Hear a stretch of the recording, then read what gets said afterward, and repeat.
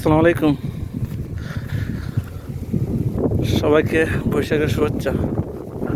সবাই ব্যস্ত ধান কাটা, এই যে মেশিন, সবাই ব্যস্ত যার যার কর্মে। এই দিক দিয়ে শেষ,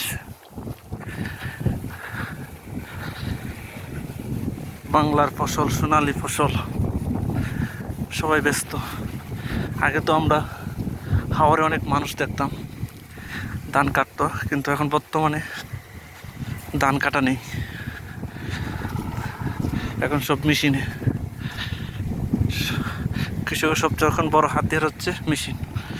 মেশিনের সংকট অনেক, হারভেস্ট মেশিনের সংখ্যা অনেক কম। এই যে দেখেন,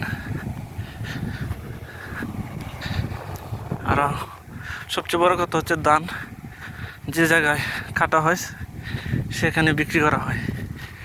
আগে তো একবারে বাড়িতে নিত, এখন সবাই শুধু কোরাকের জন্য সবাই রেখে দেয়, বাদ বাকি সব বিক্রি করে দেয়।